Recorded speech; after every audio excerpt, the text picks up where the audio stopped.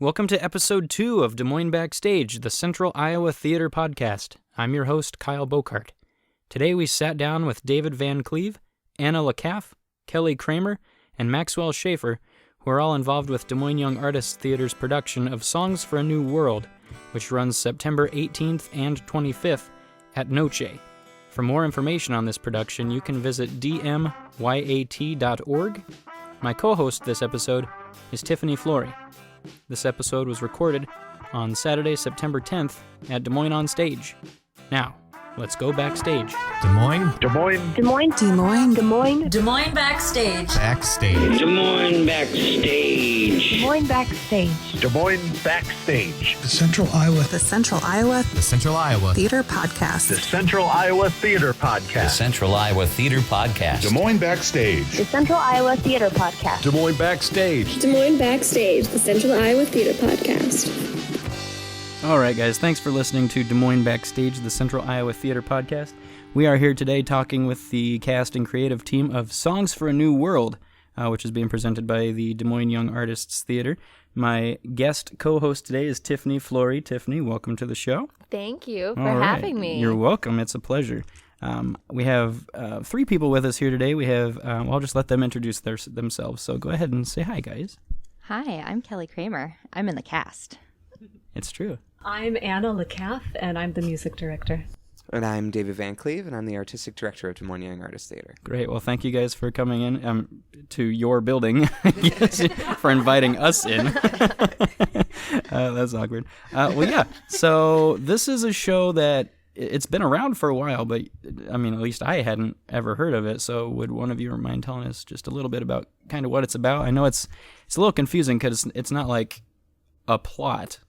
You know, it's more like, well, I'll let you describe it. You want to take it? Sure. So, interesting factoid. It was actually conceived by Hal Prince's daughter, Daisy Prince. And then she pitched it to Jason Robert Brown. He loved it, and they created it together. It is a song cycle. Yes. And for me, the whole show is about, well, it's about one moment, which is the opening line of the show. But every character, every song features a different moment when someone is faced with the opportunity to accept or deny their destiny or fate. I think each song is them being pulled in one direction, and we see whether or not they follow that. But we see different characters. There are some characters that appear multiple times throughout, but it's really just connected by theme. That's what I was going to ask you, Kelly. So obviously it was written for 4 people to perform, and you guys have 10. And are there any recurring characters, or are they all different? Well, I don't feel that mine are recurring, No. but I don't know. Maybe Anna or David could better speak to that since I'm kind of in my own little bubble on my stuff. Yeah, so the way that Jason Robert Brown and Daisy originally conceived this show was for specifically 4 characters, and each of those 4 characters, they're unnamed. It's like man 1, man 2, woman 1, woman 2, and each of those characters has kind of an overarching theme. One of those characters finds out she's pregnant throughout this show.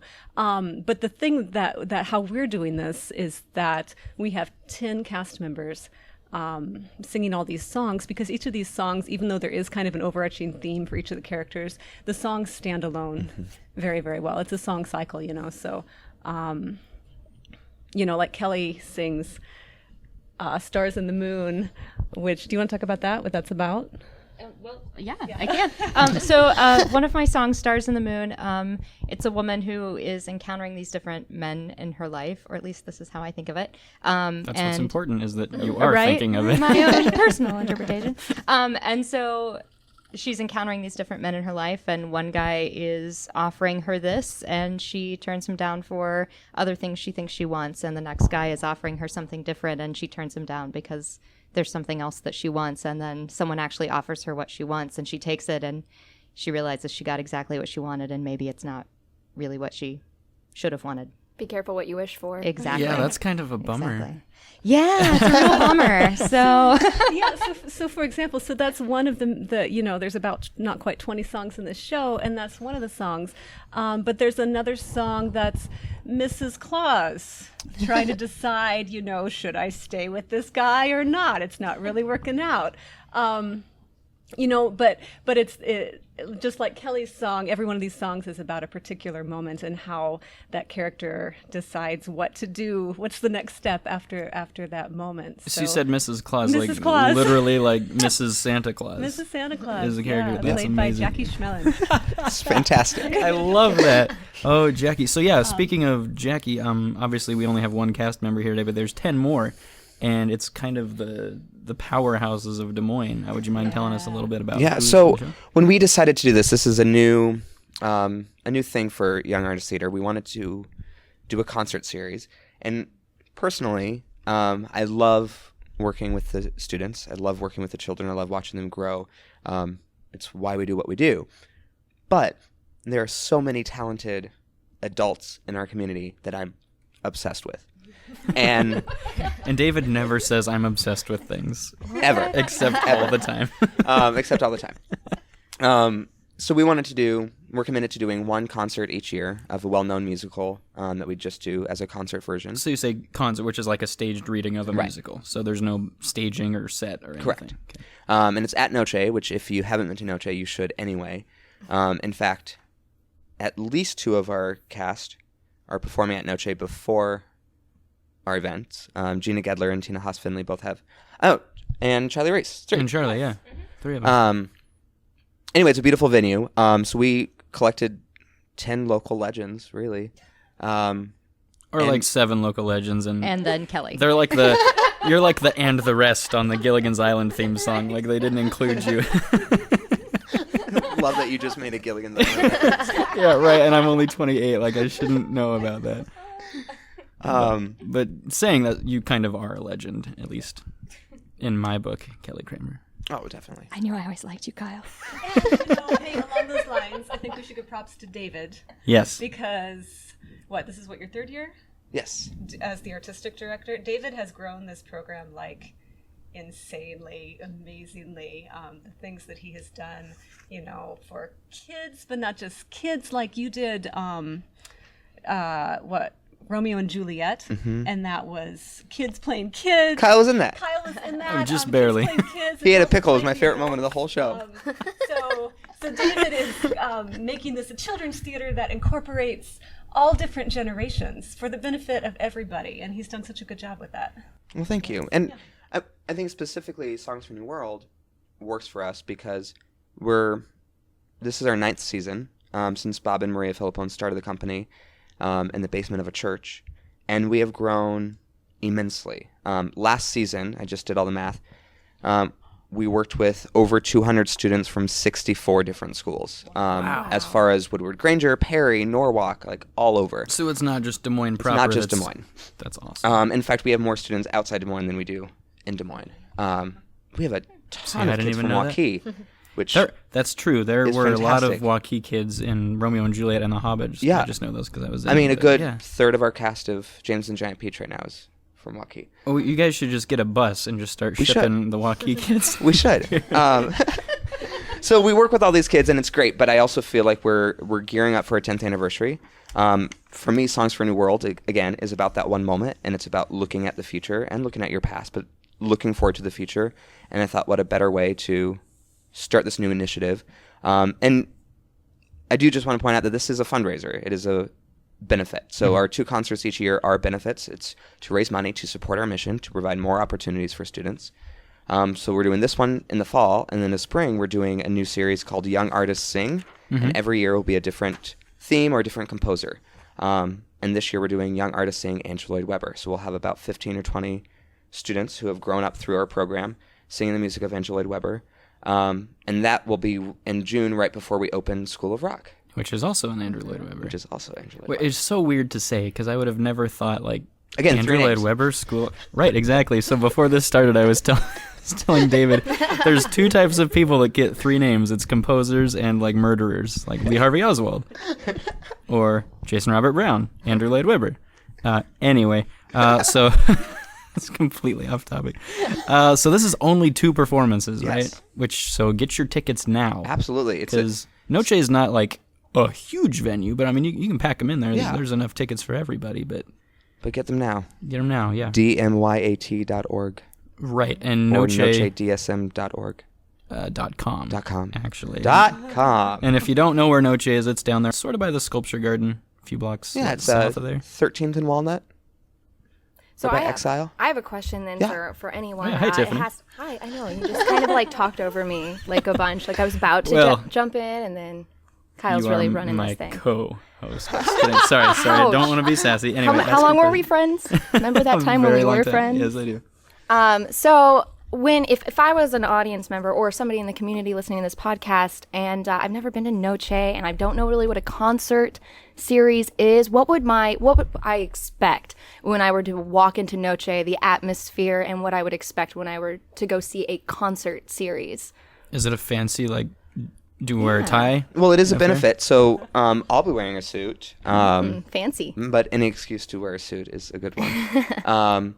No, Noche is a beautiful, beautiful jazz club It that is. Bob and Marie Philippone opened. And Max Wellman is the general manager, and they do really, really wonderful things.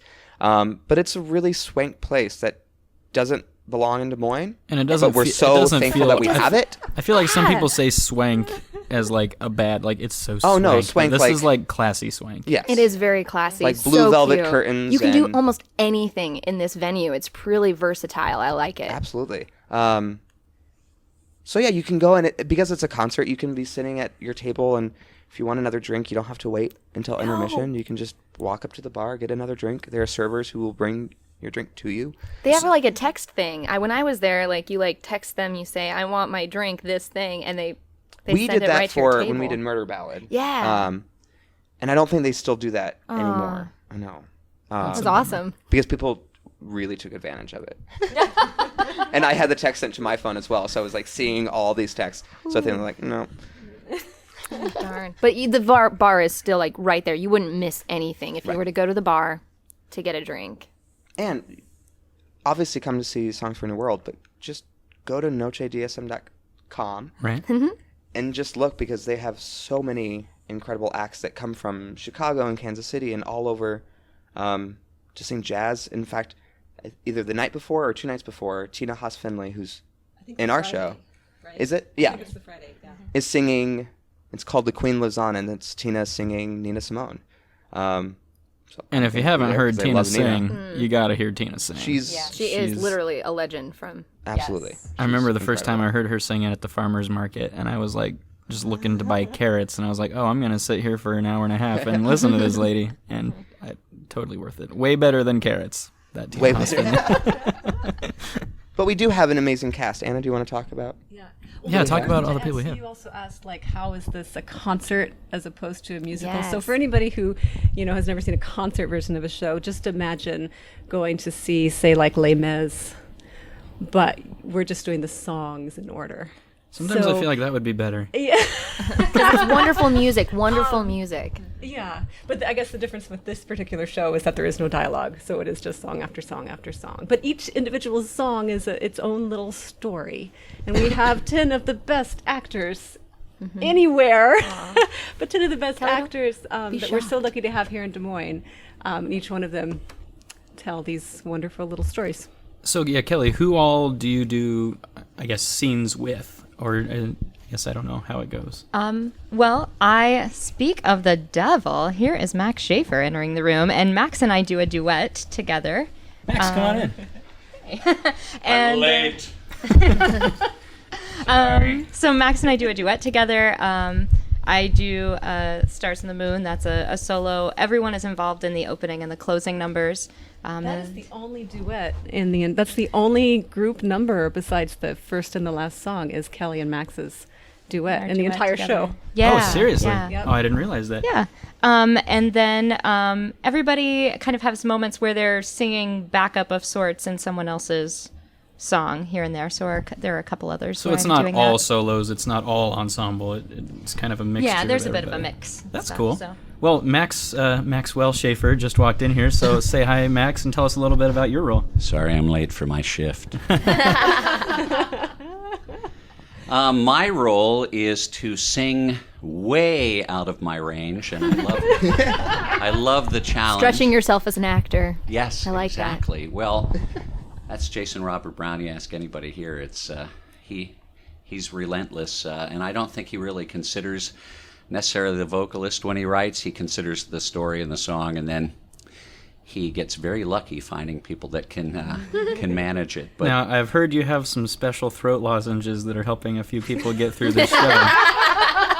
It's sort of a Des Moines Backstage secret. The United States spokesperson for Vocal Zone throat lozenges, vocalzone.com. We'll have to see if we'll get them as a sponsor. For They are a episode. UK thing. You should. I tell you what, they'd be a great sponsor for this show. I'm pretty sure I'll work on it for you. you've given them some to other casts as well. I'm pretty They sure may I've had throw some. $15-20 a month at this, and maybe some free vocal zones for actors or Good something. stuff. Anything, right? Exactly. I was telling them earlier, this is completely off topic from the show, I'm sorry, that when I was in high school, I would come to Des Moines and get my braces tightened early in the morning so I didn't miss school. Ouch. And my dad and I would always listen to KIOA coming up.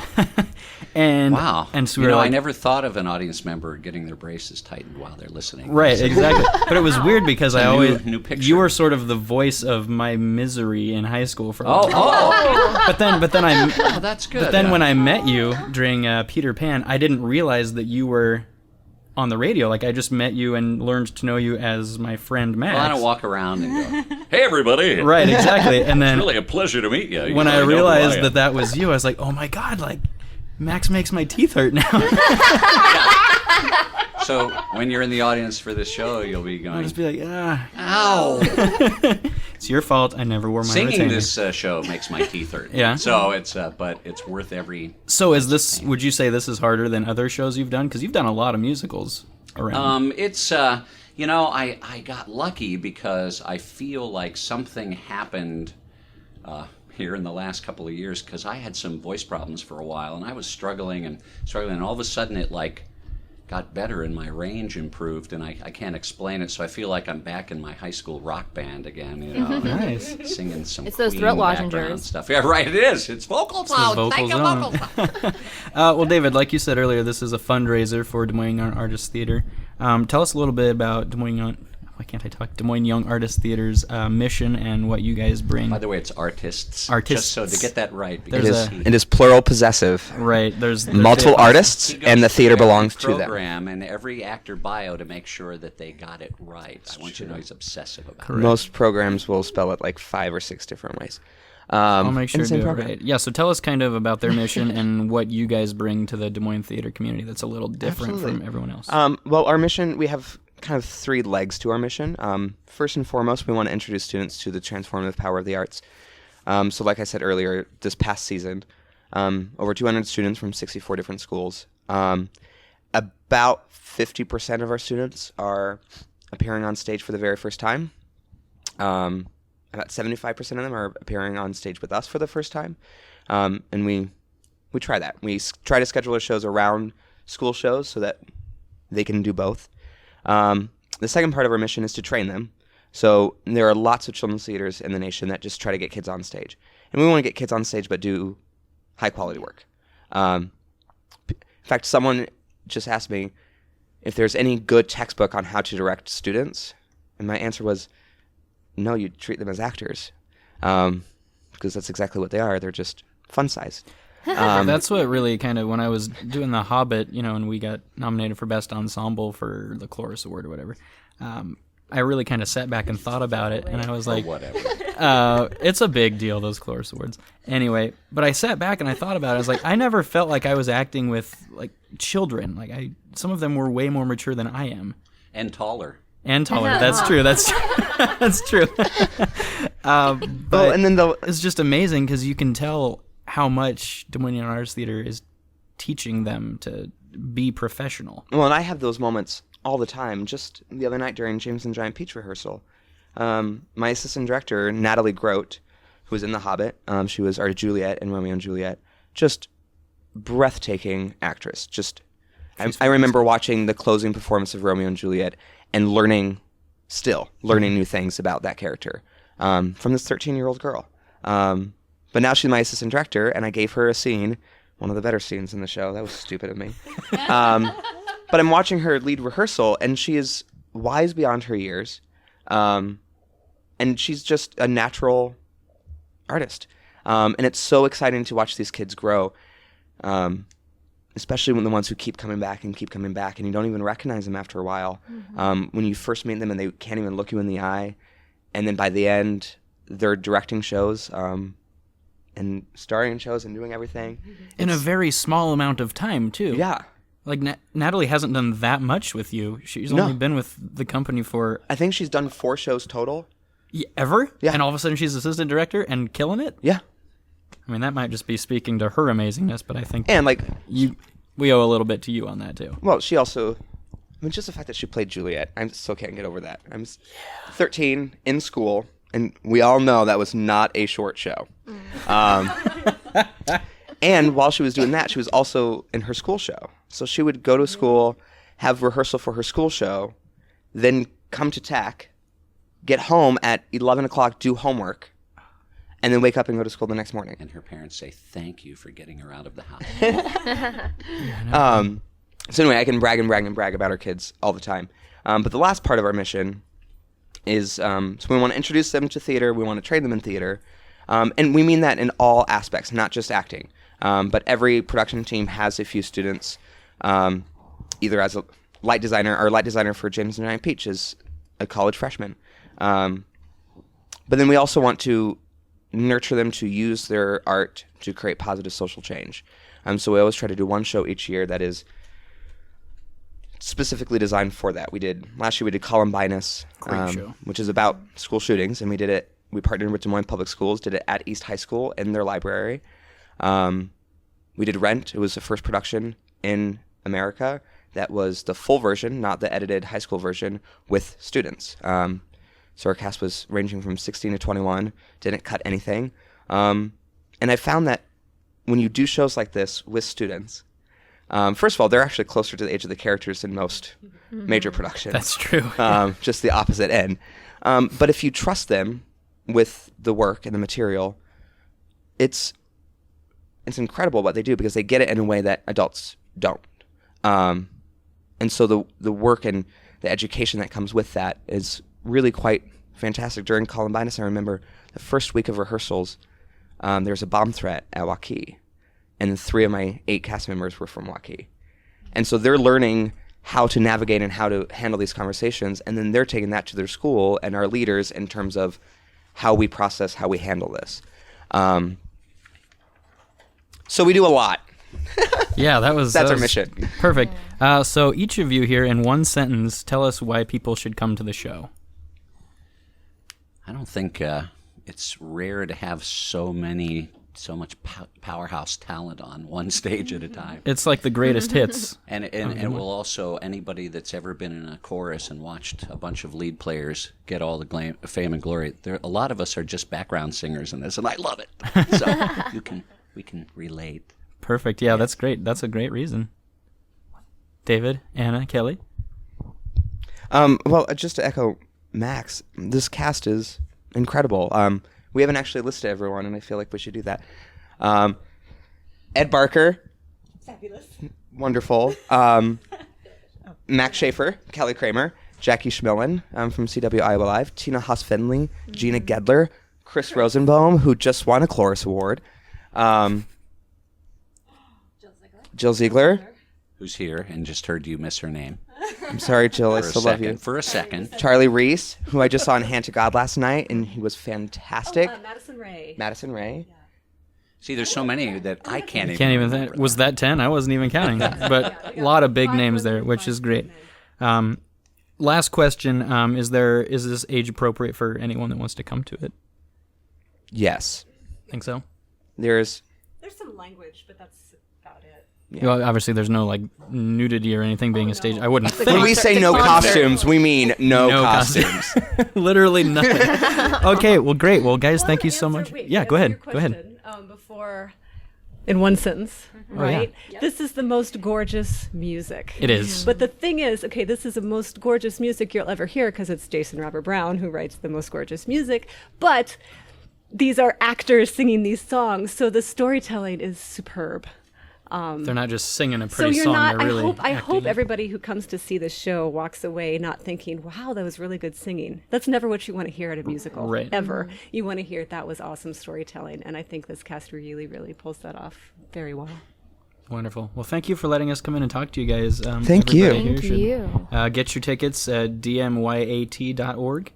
The show's September 18th and the 25th at 7:30, right? These are Sunday evenings, so you don't have anything else going on. That's why we did this. There's nothing on TV. Because our cast, not only are they the best of the best, but they're also all involved in other projects. So we did this intentionally so that we can have people in Hand to God and Death of a Salesman. No and they're not missing excuse. rehearsals or Get your performances. tickets or don't, and we'll shun you forever. Shun. That's how it is. John. One more shout out. Yes. We have a fabulous band. It's a 3-piece combo, but we have Drew Salem and Dustin Harmson, and they Oh, great. are wonderful players. So I'm really excited to have those guys too. And Anna. We need to... She's fantastic. I don't think she's human. I'm pretty sure she is, but she's pretty wonderful. All right. Thank you so much for talking to us, guys. Get your tickets, like I said, dmyat.org, September 18th and 25th at 7:30. Thanks, guys.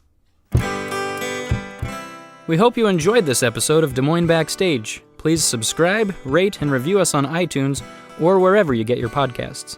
My favorite app is the Pocket Casts app. Also, if you'd like us to feature your next production as an episode of Des Moines Backstage, you can send us a message on our Facebook page. Thanks for listening. Des Moines. Des Moines. Des Moines. Des Moines. Des Moines. Des Moines Backstage. Backstage. Des Moines Backstage. Des Moines Backstage. Des Moines Backstage. The Central Iowa. The Central Iowa. The Central Iowa. Theater Podcast. The Central Iowa Theater The Podcast. Central Iowa Theater Podcast. Des Moines Backstage. The Central Iowa Theater Podcast. Des Moines Backstage. Des Moines Backstage, the Central Iowa Theater Podcast.